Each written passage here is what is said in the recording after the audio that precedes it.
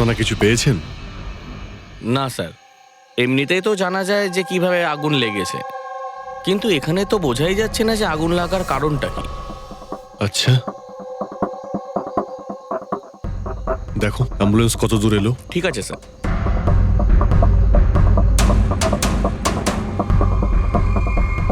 খুব বাজেভাবে ঝলসে গেছে। অদ্ভুত ব্যাপার, জানতেই পারা যাচ্ছে না যে আগুনটা কি করে লাগলো।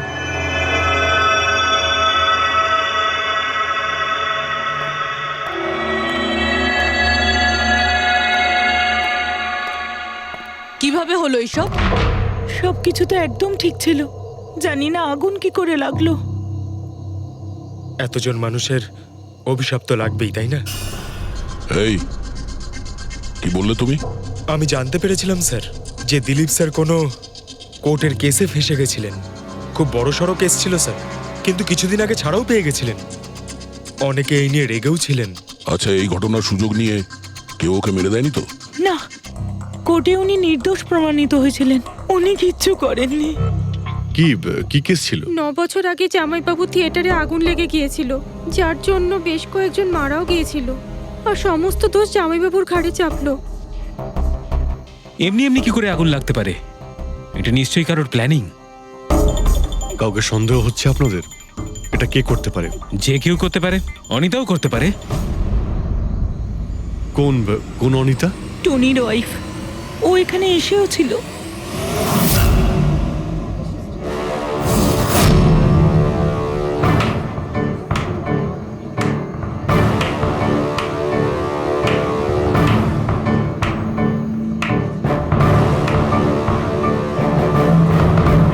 অনিতা, অন্য লোকের ঘর ভেঙে দিয়ে নিজের পরিবারের সঙ্গে এখানে ফুর্তি করা হচ্ছে। ভেরি গুড, ভেরি গুড, বাহ। কিন্তু একটা কথা মনে রেখো, ওই লোকগুলোর মতো তোমরাও ছটফট করে মরবে। সিকিউরিটি, এই চুপ, একদম চেঁচাবি না। বের করো একে বাইরে, বের করো। চলুন ম্যাম, বাইরে চলুন। আউট। মনে হচ্ছে তোদের কি পরিণতি হবে তা নিয়ে কোনো মাথা ব্যথা নেই। তোদের খারাপ সময় শুরু হয়ে গেছে, মনে রাখিস। তুই আমার টনির সাথে যা করেছিস না, মনে রাখিস এরপরে তুই আর বেশি দিন বাঁচবি না, শুনেছিস? তুই এই নিয়ে যাবে কে? তুই আর বাঁচবি না, নরকে যাবি তুই। আর তাকিয়ে দেখছো কি? নিয়ে যাবে কে? তোকে নরক যন্ত্রণা ভোগ করতে হবে, ছটফট করে মরবি তুই, মনে রাখিস। আরে যা।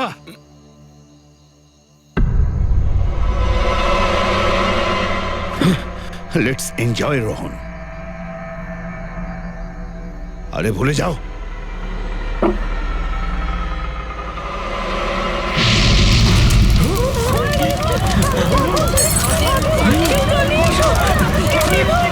দিলীপ আর রোহনকে যে কেসে ফাঁসানো হয়েছিল, সেই কেসেই কোর্ট টনিকে শাস্তি দিয়েছিল। আচ্ছা, কে কে জানতো যে আপনারা এখানে এই রেস্টুরেন্টে আসবেন? জানি না স্যার। আচ্ছা, দিলীপ বাবু আসার আগে এই চেয়ারের আশেপাশে কাউকে দেখেছিলেন? কোনো অচেনা কাউকে? না স্যার, কাউকেই দেখিনি স্যার। এই টেবিলটাকে রিজার্ভ করেছিল দিলীপবাবু ফোন করেছিলেন, বলেছিলেন যে আমাদের জন্য টেবিল রিজার্ভ করে রাখো। সবসময় এখানেই বসতেন, এই টেবিল এই চেয়ারেই। রেগুলার কাস্টমার ছিলেন আমাদের। কারোর আগে থেকে জানা ছিল যে দিলীপ এখানে এই চেয়ারে বসবে? স্যার, চেয়ারের আশেপাশে তেমন কোনো জিনিস নেই যা দিয়ে আগুন লাগতে পারে। এ তো অদ্ভুত ধরনের মিস্ট্রি। সিসিটিভি ক্যামেরা,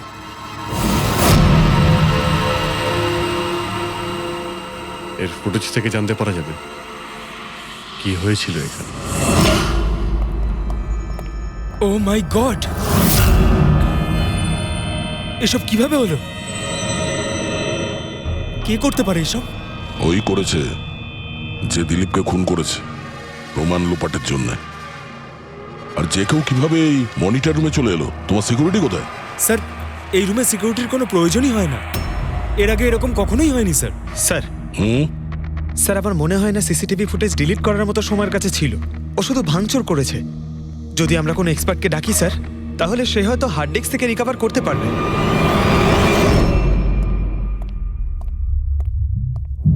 স্যার হ্যাঁ?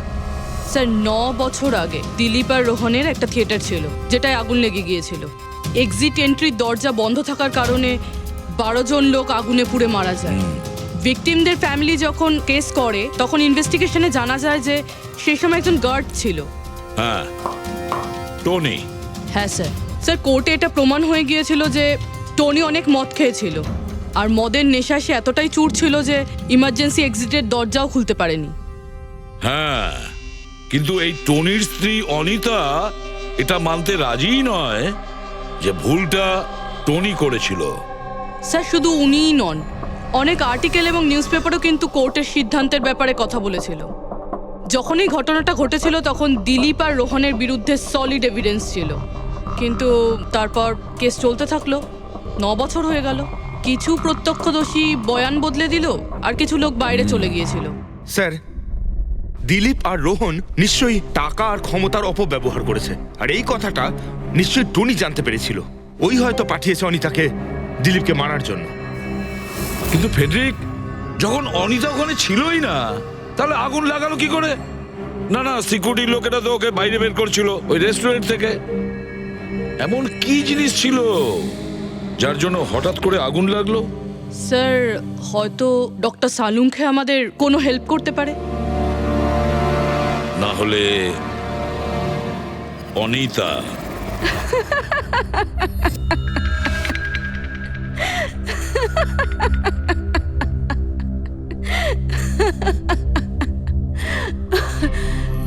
আপনারা তো অবাক হচ্ছেন কেন? আমার হাসি দেখে নাকি দিলীপের মৃত্যুর জন্য? দিলীপের মারা যাওয়াতে এত আনন্দ কিসের? আচ্ছা, আমি খুশি হব না তো আর কে হবে বলুন তো? কালকে রাত্রে রেস্টুরেন্টের থেকে বেরোনোর পর তুমি কোথায় গিয়েছিলে? জেলে আমার স্বামীর সঙ্গে দেখা করতে। ওয়ার্ডেনের কাছে সমস্ত রেকর্ড আছে, আপনারা চাইলে চেক করতে পারেন। সেটা তো আমরা করবই। আর এইটাও যে তুমি ওই আগুনটা লাগালে কিভাবে?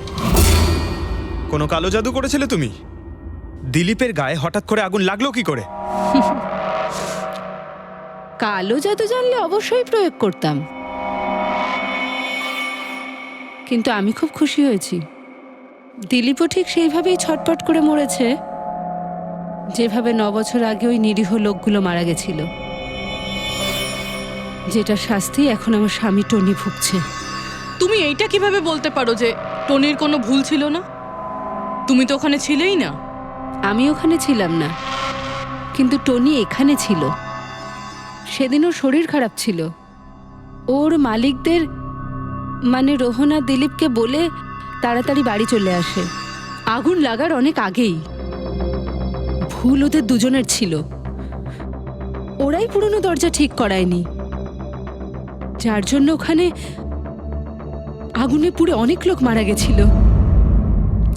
আমার স্বামীর নয়, ওদের দুজনের দোষ ছিল। তাতে তোমার নিশ্চয়ই খুব রাগ হয়েছিল, ওদেরকে মেরে ফেলারও ইচ্ছে হয়েছিল। 12 জন মারা গেছিল ওখানে।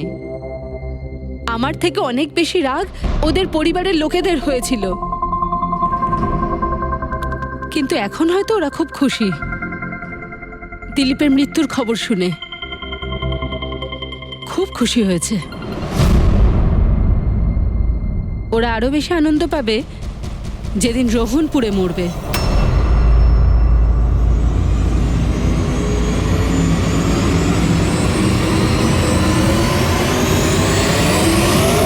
স্যার 42 জন আছে, ওই 12 জন ভিকটিমের কাছের আত্মীয় আর ফ্যামিলির লোকেরা মিলে। সাসপেক্ট বেশি আর সময় কম। স্যার, এই 42 জন লোকের মধ্যে সবার আগে সেই সমস্ত লোকেদের নাম সরিয়ে দিতে হবে যারা কালকে দিলীপের মৃত্যুর সময় শহরে ছিল না। স্যার 9 বছর হয়ে গেছে এই ব্যাপারটার। হয়তো অনেক মানুষ দেশ ছেড়েও চলে গিয়েছে, আর কিছু লোক হয়তো এই পৃথিবীতেই আর নেই। তারপরেও খোঁজ তো নিতে হবে। দেখো কজন শহরে ছিল যখন দিলীপের মৃত্যু হয়।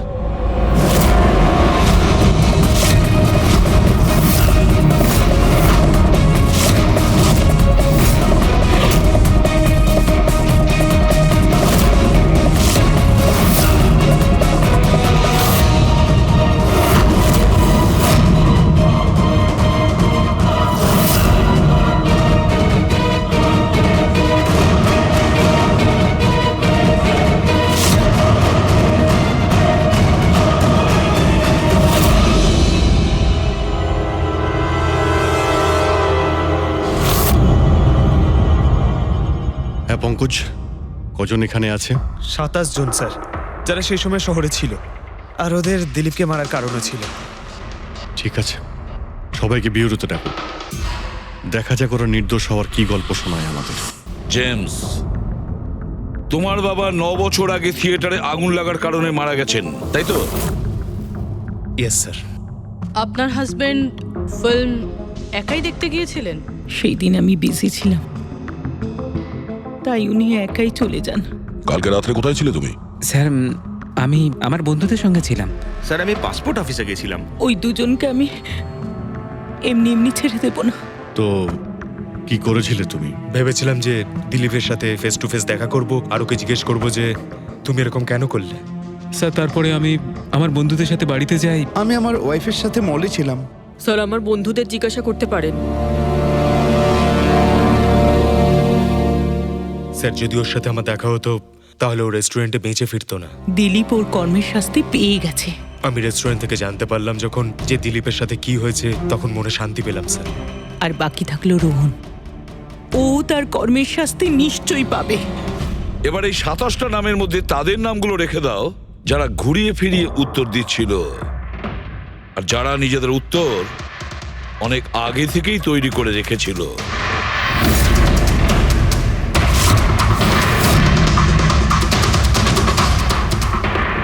স্যার এবার 15 জন রইল।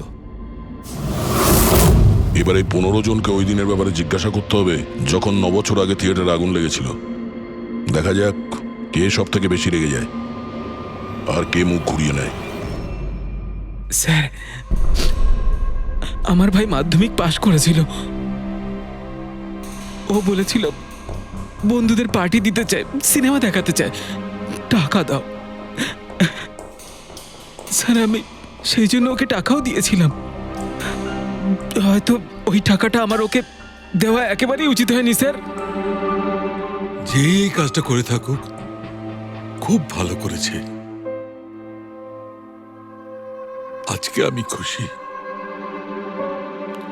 আজ আমি খুব খুশি। কুমারবাবু, আপনি ইউনিভার্সিটিতে ফিজিক্সের প্রফেসর, তাই তো? Yes sir, head of the department physics. কিন্তু আমার নিজের ছেলেরই পড়াশোনায় কোনো ইন্টারেস্টই ছিল না। অনেক বকেছি আমি ওকে, কিন্তু তাতে কোনো রকম কোনো লাভই হয়নি। 1 নম্বরের বদমাইশ হয়ে উঠেছিল। সেদিনও কলেজ বাঙ্ক করে বন্ধুদের সাথে সিনেমা দেখতে চলে গিয়েছিল। আর স্যার তারপর ও আর কোনোদিন বাড়ি ফিরে আসেনি। হিমেশ, রাইট? তুমি কন্ট্রাক্টর না? হ্যাঁ স্যার।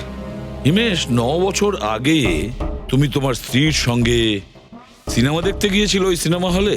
আমাদের নতুন নতুন বিয়ে হয়েছিল, স্যালোনির সাথে সিনেমা দেখতে গিয়েছিলাম। ওর খুব খিদে পেয়েছিল, আমি সিঙ্গাড়া আনতে বাইরে গেছিলাম। আমি আমি ওখানে ফিরে গিয়ে দেখলাম ওখানকার দরজা লক হয়ে গেছে, আর ভেতর থেকে লোকেদের চিৎকার চেঁচামেচি শোনা যাচ্ছিল, আর আর খুব ধোঁয়া বেরোচ্ছিল ওখান থেকে। সালোনি, আমি স্যার দরজা খোলার অনেক চেষ্টা করেছিলাম, আমি খুব চেষ্টা করেছিলাম।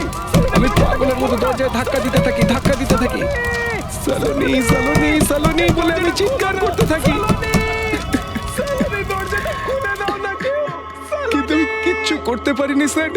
আমি কিচ্ছু করতে পারিনি, আমার সালোনিকে আমি বাঁচাতে পারিনি।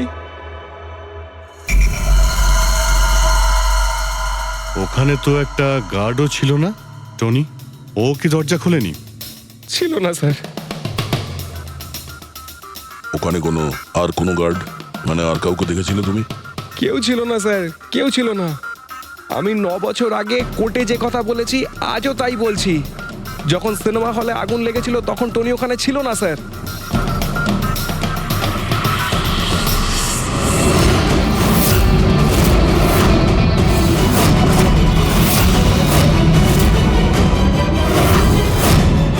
স্যার এই হলো আমাদের 15 জন সাসপেক্ট যারা দিলীপকে খুন করতে পারে।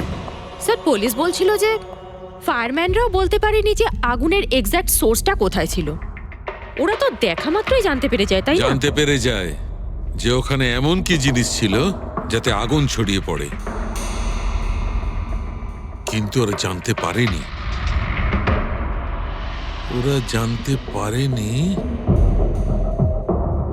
ওরা এই জন্য জানতে পারেনি কারণ ওই জিনিসটার না ছিল কোনো গন্ধ, না ছিল রং। Exactly sir. যদি এটা লিকুইড হতো না তাহলে দিলীপ নিশ্চয়ই বুঝতে পারতো ওই চেয়ারটায় বসা মাত্রই। আর পাউডার থাকলে আমরা টেস্ট করে পেয়ে যেতাম। তার মানে এটা তো গ্যাস। তার মানে হচ্ছে এটা ছিল গ্যাস। গ্যাস? এই জন্য ওই ফায়ারম্যান জানতে পারেনি যে কিসের জন্য আগুন লেগেছিল।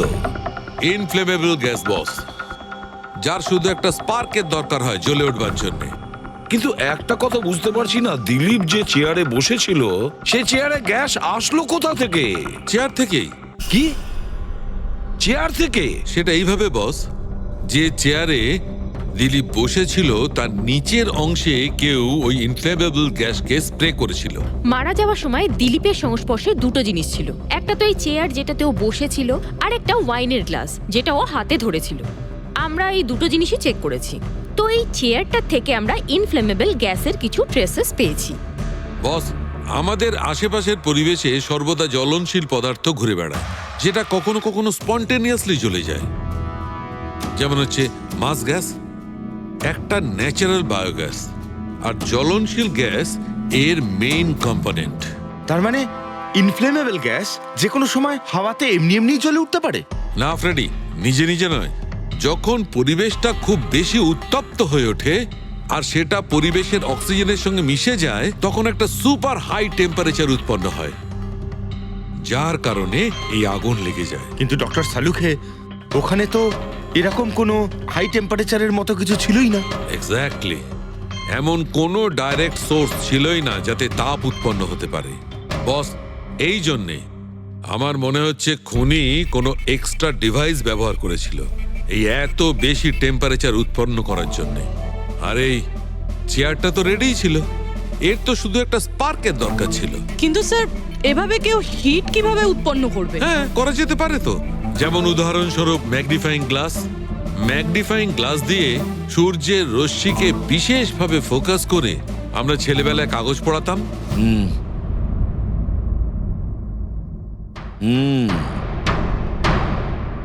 মনে হচ্ছে ওই রেস্টুরেন্টে আবার যেতে হবে,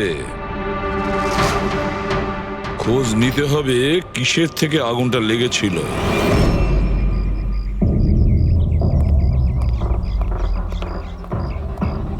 সব জায়গায় দেখে ফেলেছি স্যার, কিন্তু এমন কিচ্ছু খুঁজে পেলাম না যাতে আগুন লাগতে পারে। আর এটা ওপেন এয়ার রেস্টুরেন্ট। যখন খুনি দিলীপের চেয়ারের নিচে ওই ইনফ্লেমেবল গ্যাস স্প্রে করেছিল, কেউ তো দেখেছিল। সেটাই তো, চেয়ারে হঠাৎই আগুন লেগে যায় আর দিলীপ পুড়ে মারা যায়। কেউ কিছু দেখেনি, আর না আমরা কোনো প্রমাণ পাচ্ছি। স্যার,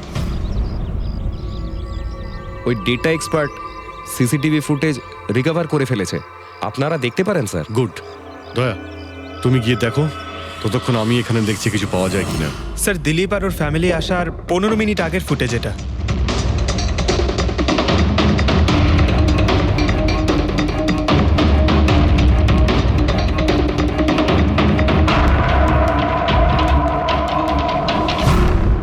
এ চেয়ার চেঞ্জ করছে। এর কোনো দ্বিতীয় অ্যাঙ্গেল আছে কি এই সময়েরই? চেক করো। 1 মিনিট স্যার।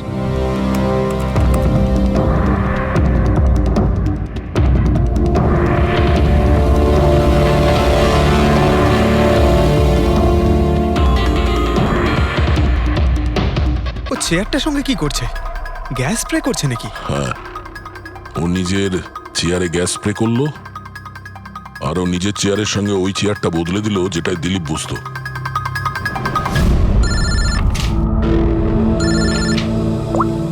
হ্যাঁ দয়া। আচ্ছা, গ্রেট, গুড ওয়ার্ক দয়া, গুড ওয়ার্ক। কি হলো স্যার?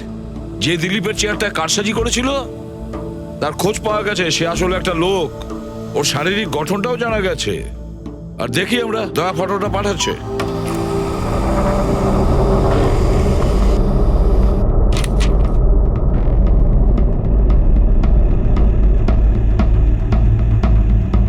খুনি এই বাকি লোকগুলোর মধ্যেই কেউ একজন,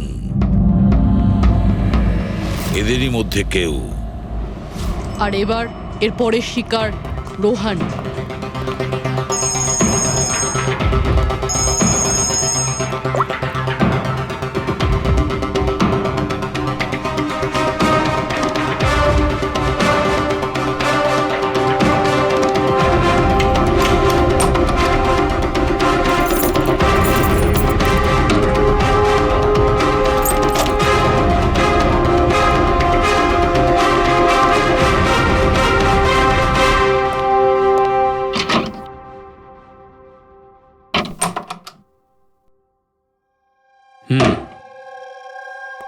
আমার মনে হয় কারোর আমার আর দিলীপের মুক্তিতে অসুবিধা হচ্ছে। আমার প্রাণের ঝুঁকি আছে এখানে। I'll talk you later, bye. Sir, everything is okay. All right, তুমি এখানেই থাকবে আর কাউকে ভেতরে ঢুকতে দেবে না। Be alert, okay? Okay sir.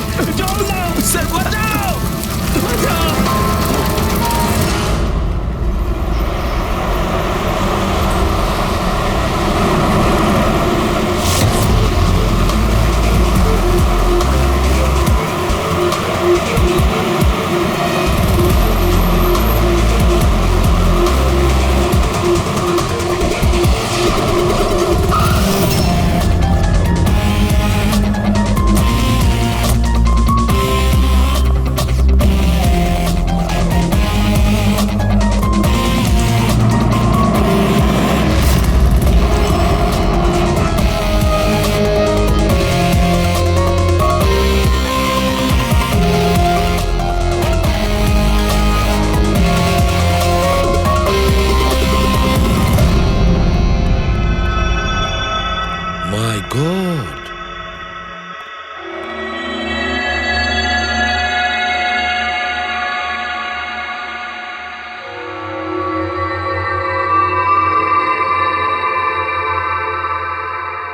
কি হয়েছিল এখানে আর কিভাবে?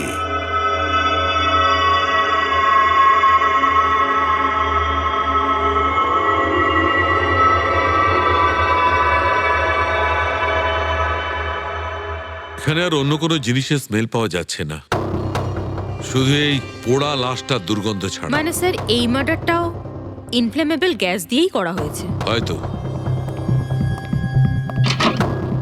এসব হলো কিভাবে? হ্যাঁ স্যার, আসলে আমি রোহন স্যারের বডিগার্ড। আচ্ছা, তাহলে আপনারা কোথায় ছিলেন যখন এসব হলো? স্যার, রোহন স্যার আমাকে বাইরে পাহারা দিতে বলেছিলেন। তার কিছুক্ষণ পরেই আমি ওনার চিৎকার শুনতে পেয়ে ওনার রুমের দিকে দৌড়ে আসি আর দেখি দরজার চারদিক থেকে ধোঁয়া বেরোচ্ছিল। আমি অন্য চাবি দিয়ে দরজা খুলে ভিতরে যাওয়ার পর দেখলাম যে স্যার ততক্ষণে রোহন স্যার পুড়ে গেছেন। আপনারাও কেউ কিছু জানেন না? অদ্ভুত ব্যাপার, রুমের মধ্যে কোনো সূত্র পাচ্ছি না, শর্ট সার্কিট হয়নি, পর্দাটা ভেতর থেকে বন্ধ, এই উইন্ডোজটা পার্মানেন্টলি ক্লোজড, কেউ বাইরে থেকে ভেতরেও আসতে পারবে না, আর বাইরে থেকে ভেতরে কোনো ভিউও নেই, কেউ দেখতেও পাবে না। তাহলে লোকটা মরলো কিভাবে? এটার থেকে আগুন লেগেছে বস।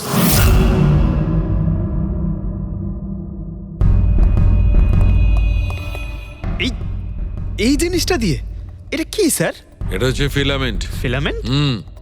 ইলেকট্রিক বাল্বের ভেতরের ফিলামেন্ট।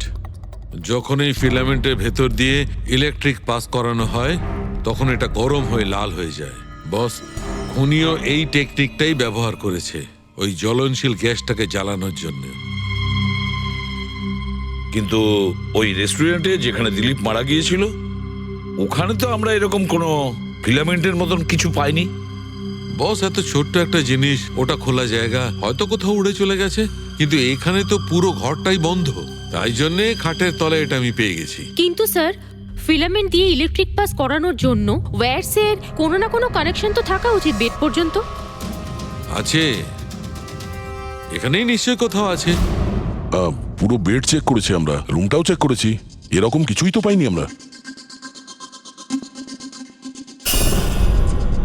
দয়া, ওই দরজাটা কিসের? Manager, yes sir. ওই দরজার ওপারে কি আছে? স্যার, আর একটা রুম আছে, এই রুমের সাথে ওটা কানেক্টেড। এমনিতে এই দরজাটা সিল থাকে, এটাকে কেউ খোলে না স্যার। খুলুন এই দরজাটা। Yes sir. আসুন স্যার।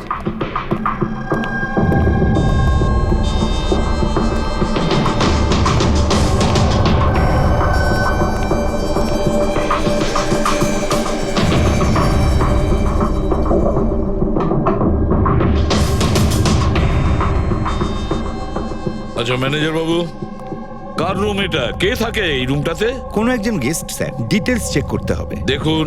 Okay sir.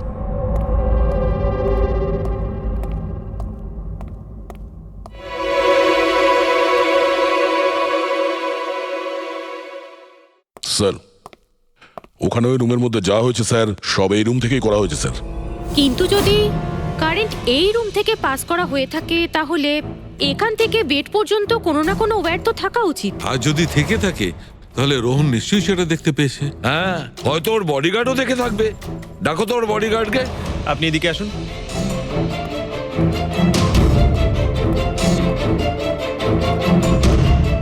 একটা কথা বলো, যখন তুমি রোহনের ঘরে এসেছিল তখন কোনো তার দেখেছিলে এখানে এই দরজা থেকে ওই রুম পর্যন্ত? কোনো কিছু? না স্যার, রোহন স্যার এই রুমে ঢোকার আগে আমি এই রুমটাকে খুব ভালো করে চেক করেছিলাম, কিন্তু তার বা সেরকম কিছু আমার চোখে পড়েনি। ঠিক আছে, যাও তুমি। যাই হোক না কেন দয়া, খুনি এই দরজাটা ব্যবহার করেছে।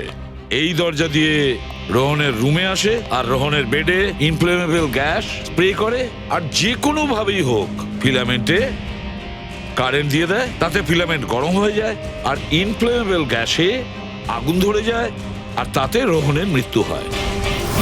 বস, একটা কথা কিন্তু ঠিক, খুনি যেই হোক না কেন তার ইলেকট্রিক আর কেমিক্যাল সম্পর্কে খুব ভালো জ্ঞান আছে। প্রফেসর কুমার, ফিজিক্সের প্রফেসর কুমার, ওর থেকে আর কে বেশি জানতে পারে এই ব্যাপারে? স্যার, ওই প্রফেসর কুমারের সঙ্গে দেখা করো। স্যার। দয়া, আমিও যাব তোমার সঙ্গে।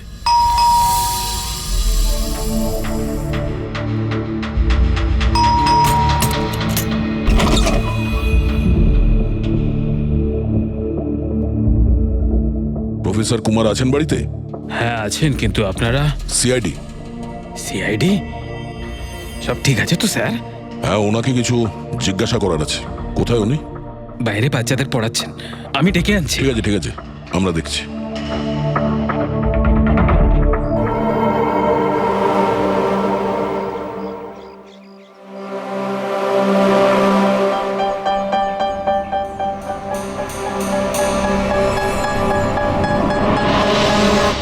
মিস্টার কুমার, আপনার কাছে আমাদের কিছু জিজ্ঞাসাবাদ আছে। বলুন, কি জানতে চান? আপনি এটাকে চেনেন? এটা তো ফিলামেন্ট। গুড, ঠিক চিনেছেন আপনি। আপনি জানেন আমরা এই ফিলামেন্টটা কোথা থেকে পেয়েছি? সেটা তো আপনারাই বলতে পারবেন কোথা থেকে পেয়েছেন। রোহনের বিছানার নিচে। কাল রাত্রে রোহন ওই বিছানাতেই পুড়ে মারা গেছে। হোয়াট? রোহনও মারা গেছে? কাল রাত্রে আপনি কোথায় ছিলেন? রাত 9টা থেকে ভোর 3টে পর্যন্ত। আপনারা আমাকে সন্দেহ করছেন? এটা আমাদের প্রশ্নের উত্তর হলো না মিস্টার কুমার। কাল আমি সারা দিন আর সারা রাত্রি বাড়িতেই ছিলাম। কোনো প্রমাণ? আগে আমার কাজের লোক রামু আর বিকাশ, প্লিজ কাম হিয়ার।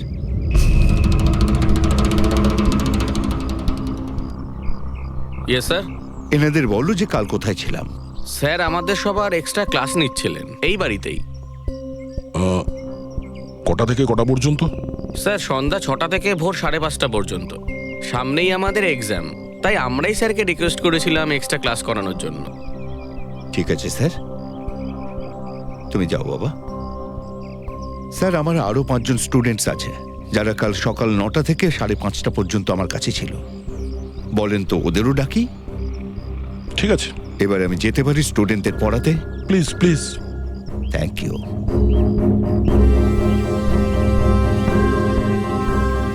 হ্যাঁ, তাহলে আমি যেটা বলছিলাম যে শোল্ডারিং ওয়্যার ছাড়াও আমরা মাদারবোর্ড ফিক্সড করতে পারি with the help of adhesive conductor.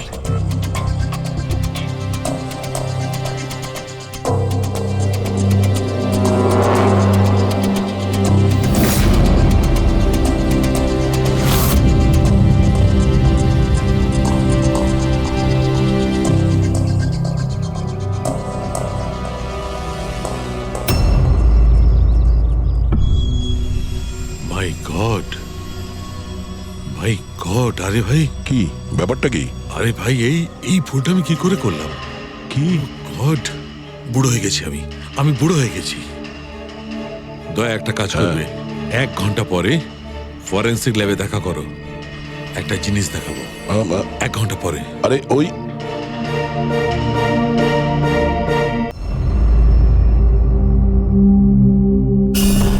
হ্যাঁ বস, একটা কাজ করো, এই সুইচটা দিয়ে ওই বাল্বগুলোকে জ্বালাও। এই সুইচ দিয়ে? এই সুইচ দিয়ে? হ্যাঁ হ্যাঁ, এই সুইচটা দিয়ে। আরে এর মধ্যে কোনো কানেকশন দেওয়া নেই, কিভাবে জ্বলবে? তুমি প্রশ্ন করো না, কখনো কখনো আমার কথাটাও মেনে নাও। কখনো কখনো। এই অন করলাম। কই স্যার, কিছুই তো হলো না। হবে হবে। আরে কি হবে? কিছুই হবে না। হবে ভাই, বিলিভ মি, হবে। 1 মিনিট। আরে ওর শরীর ঠিক আছে তো? হ্যাঁ স্যার জানি না কি হয়েছে, প্রফেসর কুমারের সঙ্গে দেখা করে আসার পর থেকেই উনি বাল্ব নিয়ে খেলে যাচ্ছেন।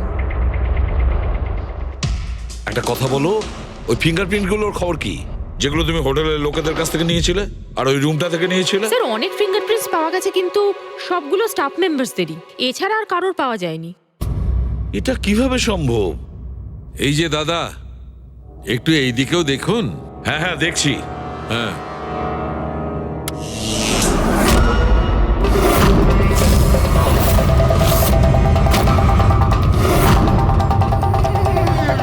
আরে স্যার, স্যার এই বাল্বগুলো জ্বললো কিভাবে? এ কি কাণ্ড করলেন ডক্টর সালুকে? কোনো তার ছাড়াই আপনি সবকটা বাল্ব জ্বালিয়ে দিলেন। কিন্তু ডক্টর সালুকে, এটা আপনি করলেন কিভাবে? এটা ঠিক তেমন ভাবেই হয়েছে ফ্রেডি, যেমন ভাবে খুনি করেছিল। ওই দিলীপের চেয়ারটাতে আর রোহনের বেডে। ম্যাজিশিয়ান সালুকে, এবার পরিষ্কার করে বলুন আপনি সব করলেন কিভাবে? কারেন্ট কি হাওয়া থেকে আসলো? হাওয়া থেকে আসেনি বস, তাহলে? কারেন্ট এসেছে ইলেকট্রিক পেইন্টের সাহায্যে। Electric paint? হ্যাঁ, ইলেকট্রিক পেইন্ট। আসলে ইলেকট্রিকের যে তার হয় সেটা মেটালের হয়। Metal is a good conductor of electricity, সেই জন্য কারেন্ট ওর মধ্যে দিয়ে পাস করে। ঠিক একই রকম ভাবে কিছু পেইন্টও আছে যেগুলোকে আমরা ইলেকট্রিক পেইন্ট বলি, আর এটাও গুড কন্ডাক্টর অফ ইলেকট্রিসিটি। এর মধ্যে দিয়েও ইলেকট্রিসিটি পাস করতে পারে। অদ্ভুত ব্যাপার হলো এটা যে কোনো কালারের সঙ্গে মিশে যায়, যেটা খুব সহজে যে কোনো ব্যাকগ্রাউন্ডে মার্জ হতে পারে। ও, এই কারণেই আমরা হোটেলের রুমে আর রেস্টুরেন্টে কিছু দেখতে পাইনি স্যার। এক্স্যাক্টলি দয়া। খুনি আসলে হোটেলের রুমের আর রেস্টুরেন্টের ফ্লোরের দুটোর কালার এই কালারের সঙ্গে ম্যাচ করেছে, এই জন্য আমরা দেখতে পাইনি। তার মানে ইলেকট্রিক কারেন্ট, এই ইলেকট্রিক পেন্ট, এটা কি খুব সহজেই পাওয়া যায়? হ্যাঁ, পাওয়া যায়। আসলে এটা ইলেকট্রিক সোল্ডারিং আর রিপেয়ারিং এর কাজে লাগে। আর এটা সবচেয়ে বড় বিশেষত্ব হলো যে এটা সাধারণত খালি চোখে এটা দেখা যায় না, শুধুমাত্র ইনফ্রারেড লাইটেই এটা দেখা যায়। আমি দেখাচ্ছি।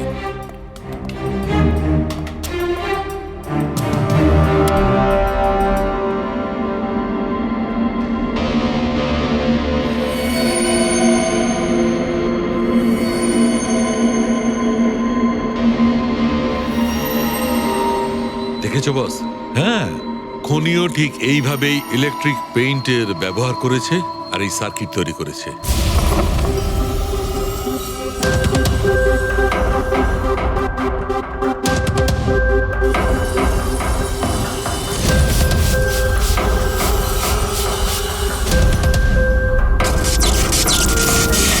একটা কথা তো নিশ্চিত, এ যেই হোক না কেন তার এ সমস্ত ব্যাপারে খুব ভালো জ্ঞান আছে। কিন্তু স্যার, এদের মধ্যে খুনিকে ওই প্রফেসরের সঙ্গে তো কথা বলে নিয়েছি স্যার, ও তো না, এই মুন্সি। এই লোকটা তো একজন ক্লার্ক, কিন্তু আমার মনে হয় না যে একজন ক্লার্কের সায়েন্সের ব্যাপারে এত জ্ঞান থাকতে পারে। স্যার, এদের মধ্যে সব থেকে বেশি শিক্ষিত তো ওই প্রফেসর কি মনে হচ্ছে? এটা এমন কেউ হতে পারে যেটা প্রফেসরের মতো ইন্টেলিজেন্ট নয়, অথচ এই ব্যাপারে অনেক কিছুই জানে।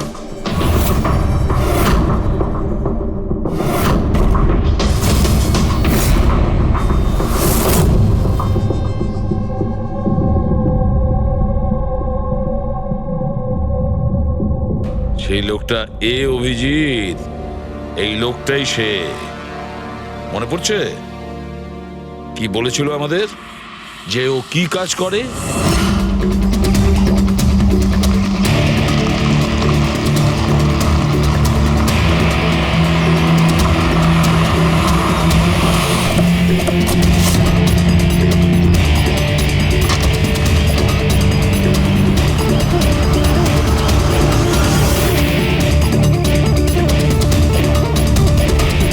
যাওয়া যাক শ্বশুর বাড়ি।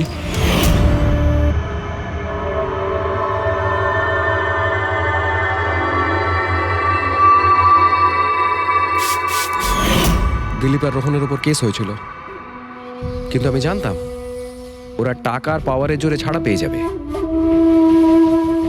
কিন্তু ওদের কাছে টাকা থাকলে আমার কাছে ছিল বুদ্ধি। অনেক মাস ধরে ওদের আমি ফলো করেছি, ওরা কোথায় যাচ্ছে, কি করছে, কার সাথে দেখা করছে, সবকিছু। আর শেষ পর্যন্ত ওদের দুজনকে মারার উপায় আমি পেয়েই যাই, ইলেকট্রিক পেন্ট আর সার্কিটের মাধ্যমে। এই দুটো জিনিসের বিষয়ে আমি খুব ভালো করে জানতাম।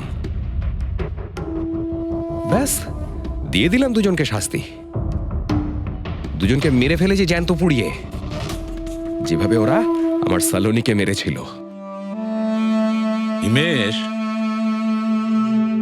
তোমার স্ত্রীর সঙ্গে যা কিছু হয়েছে সেটার জন্য আমরা সবাই দুঃখিত, কিন্তু দিলীপ আর রোহনকে মেরে তুমি কি পেলে? তুমি কি ফিরে পেলে তোমার স্ত্রীকে? প্রতিশোধের আগুনে পুড়ে তুমি দুজনকে মারলে। আইন তোমাকে কোনোদিন ক্ষমা করবে না, কঠোর থেকে কঠোরতম শাস্তি হবে তোমার।